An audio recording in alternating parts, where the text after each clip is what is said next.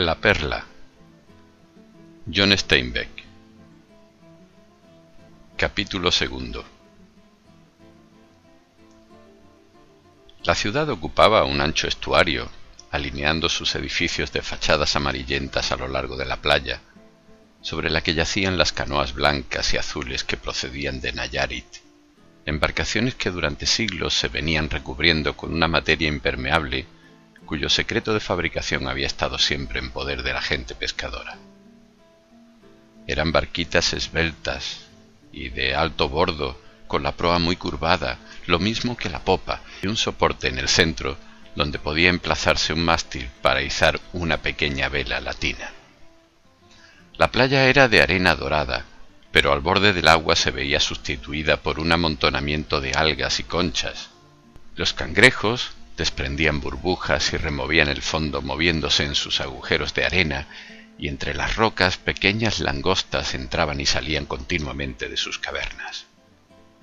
El fondo del mar abundaba en seres que nadaban, se arrastraban o simplemente vegetaban. Las parduzcas algas oscilaban a impulsos de débiles corrientes, y las verdes hierbas submarinas se alzaban como cabelleras mientras pequeños caballos de mar se adherían a sus largas hebras. Manchados botetes, los peces venenosos se escondían en el fondo de aquel césped, y los policromos cangrejos nadadores pasaban sobre ellos una y otra vez. En la playa los perros y cerdos hambrientos de la ciudad buscaban incansables algún pez muerto o algún pájaro marino que hubiera arribado con la pleamar. Aunque la mañana estaba tan solo iniciada, ya se había levantado la bruma engañosa. El aire incierto aumentaba algunas cosas y levantaba otras sobre el horizonte del golfo, de tal manera que todos los panoramas eran irreales y no podía darse crédito a la vista. Mar y tierra tenían las firmes claridades y la vaguedad confusa de un sueño. A esto podría deberse que la gente del Golfo creyese en las cosas del espíritu y de la imaginación, pero no confiase en sus ojos acerca de distancias, trazado de contornos o cualquier exactitud óptica. Al otro lado del estuario se veía clara y telescópicamente definido un bosquecillo de mangles, mientras que otro igual a su lado no era más que una difusa mancha verdinegra. Parte de la playa opuesta desaparecía tras un telón brillante con aspecto de agua. No había certeza en la visión ni prueba de que lo visto estuviese allí o no. La gente del Golfo suponía que en todas partes ocurría igual y no les parecía extraño. Una bruma cobriza se apoyaba en el agua y el cálido sol matutino martilleaba sobre ella y la hacía vibrar cegadora. Las chozas de los pescadores estaban a la derecha de la ciudad, y las canoas abordaban la playa frente a esta zona. Quino y Juana descendieron lentamente hasta la playa, y la canoa de Quino, la única cosa de valor que poseía en el mundo. Era muy vieja. Su abuelo la había comprado en Nayarit, se la había legado al padre de Quino y así había llegado hasta sus manos. Era a la vez su única propiedad y su único medio de vida, pues un hombre que tenga una embarcación puede garantizar a una mujer que algo comerá. Es como un seguro contra el hambre. Cada año Quino repasaba su canoa con la materia cuyo secreto también le venía de su padre. Al llegar a la canoa acarició su proa con ternura como hacía siempre. Depositó en la arena su piedra de inmersión, su canasta y las 2 cuerdas. Dobló su manta y la colocó sobre la proa. Juana puso a Coyotito sobre la manta y lo cubrió con su chal para que no le diera el sol. Estaba muy quietecito ahora, pero la inflamación de su hombro había proseguido cuello arriba hasta la oreja y tenía toda la cara enrojecida y con aspecto febril. Juana entró unos pasos en el agua y recogió un puñado de broza submarina, hizo con ella una pelota y la aplicó en el hombro de su hijo. Remedio tan bueno como cualquier otro y probablemente mejor que el doctor había prescrito. Solo tenía el inconveniente de ser demasiado sencillo y de no costar nada.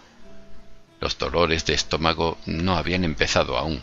¿Acaso Juana había sorbido el veneno a tiempo, pero no así sus preocupaciones por su primogénito?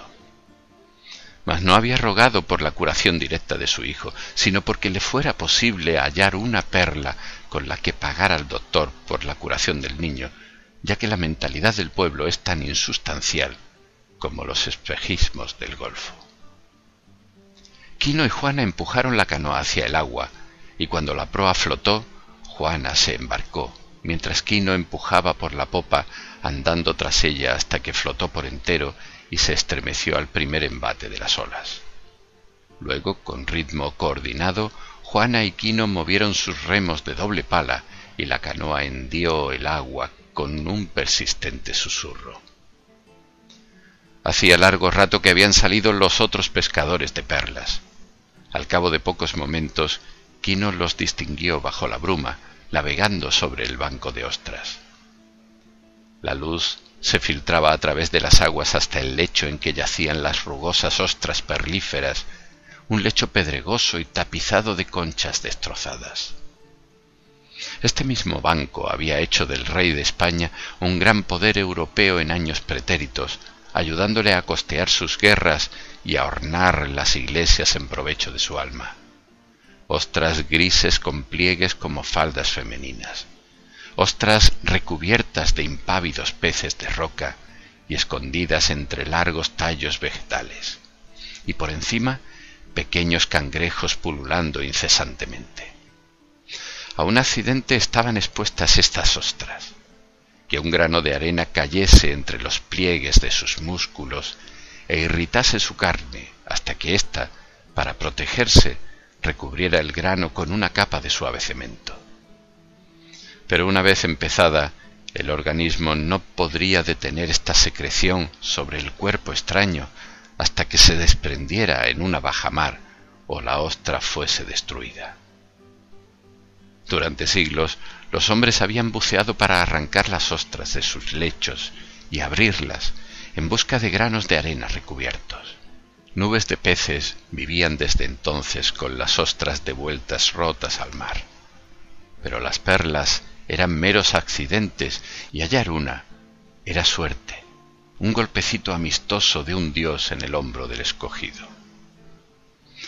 Quino tenía 2 cuerdas, una ligada a una pesada piedra y la otra a un cesto. Se quitó camisa y pantalones y dejó el sombrero en el fondo de la canoa. El agua parecía oleaginosa. Cogió la piedra con una mano y la canasta con la otra. Se sentó en la borda con los pies en el agua y la piedra lo arrastró al fondo. Se alzó tras él un torbellino de burbujas y poco después el agua se aclaró y pudo ver. Por encima, la superficie del agua era fuliginoso y ondulante espejo, roto aquí y allá por las quillas de las canoas. Se movía con precaución para no enturbiar el agua. Con los pies sobre la piedra que lo había sumergido, sus manos actuaban velozmente desprendiendo ostras, unas aisladas, otras en grupos. Las guardaba en el cesto y seguía buscando afanoso. El pueblo a que Quino pertenecía había cantado todos los hechos y todas las cosas. Había ideado canciones a la pesca, al mar iracundo y al mar en calma, a la luz y a las tinieblas, al sol y a la luna, y todas las canciones seguían en el alma de Quino y de su pueblo, conscientes u olvidadas. Cuando hubo llenado su cesto, Quino era dueño de una canción, cuyo ritmo lo marcaban los latidos de su pecho, y su melodía estaba en el agua gris verdosa y en los animales marinos que nadaban en torno suyo. Pero en su canción se guardaba otra más recóndita, casi imperceptible, pero existente, dulce, secreta, y esta canción era la de la perla posible, pues cada molusco del oeste podía contener una perla. Las probabilidades eran escasas, pero la suerte y los dioses podían estar con él.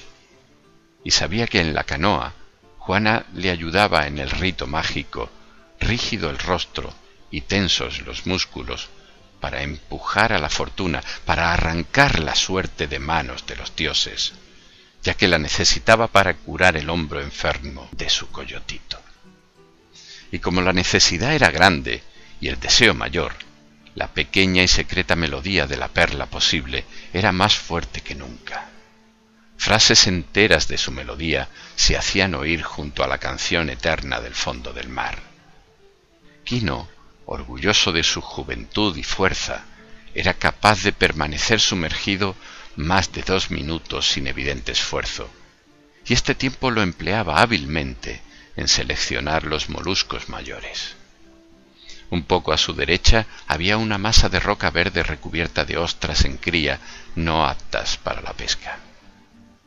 Quino rodeó el amontonamiento rocoso y entonces, al lado de éste, bajo un pequeño reborde, vio una ostra muy grande, aislada de todos sus congéneres más jóvenes. El caparazón estaba entreabierto, pues la vieja ostra se sentía segura bajo aquel reborde rocoso y entre los músculos de color rosa vio un destello casi fantasmal momentos antes de que la ostra se cerrase. Su corazón aumentó el ritmo de su latir y la melodía de la perla posible inundó sus oídos. Lentamente desprendió la ostra de su lecho y la llevó con ternura a su pecho. Desprendió sus pies de la cuerda que rodeaba la piedra y su cuerpo ascendió a la superficie hasta que su negro pelo brilló a la luz del sol. Se acercó al borde de la canoa y dejó la ostra a bordo. Juana estabilizó la embarcación mientras él subía. Sus ojos de pescador brillaban excitados, pero tranquilamente tiró de las cuerdas hasta que tuvo arriba la gran piedra y la cesta de las ostras. Juana se dio cuenta de su excitación y procuró mirar a otra parte. No es bueno desear algo con excesivo fervor. Hay que ansiarlo, pero teniendo gran tacto en no irritar a la divinidad. Pero Juana dejó de respirar. Con movimientos deliberadamente significativos, Quino abría la hoja de su fuerte cuchillo y miraba pensativo la canasta. Tal vez fuera mejor abrir la gran ostra, la última.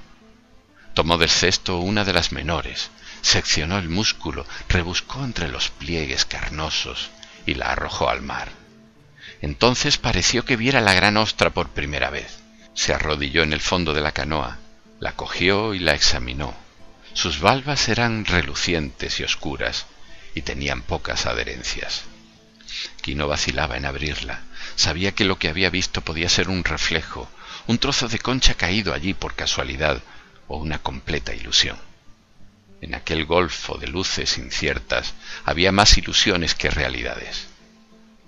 Pero sentía sobre sí los ojos de Juana que no sabía esperar. Puso una mano en la cabeza de Coyotito y dijo con dulzura: «Ábrela». Quino introdujo su cuchillo entre los bordes del caparazón.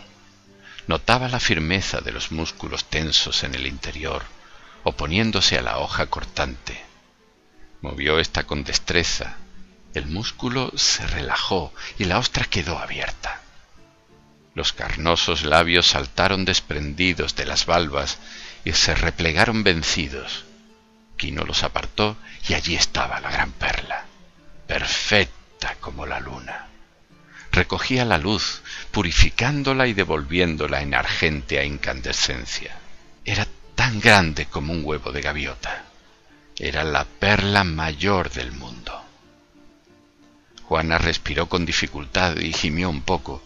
Para Quino la secreta melodía de la perla posible se hizo clara y espléndida, rica y cálida, luminosa y triunfante.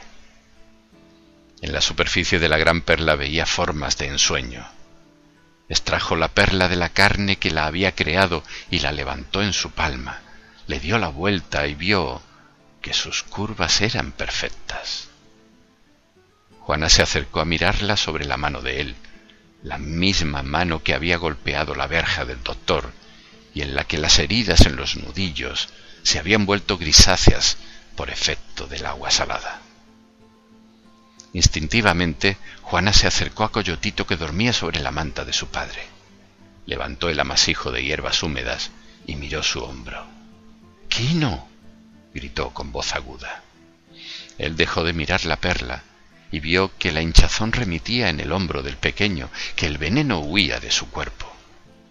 Entonces el puño de Kinos se cerró sobre la perla y la emoción se adueñó de él. Echó la cabeza atrás y lanzó un alarido. Los ojos le giraban en las órbitas y su cuerpo estaba rígido. Los hombres de las demás canoas levantaron los ojos asombrados y, metiendo los remos en el mar, se dirigieron hacia la canoa de Kino.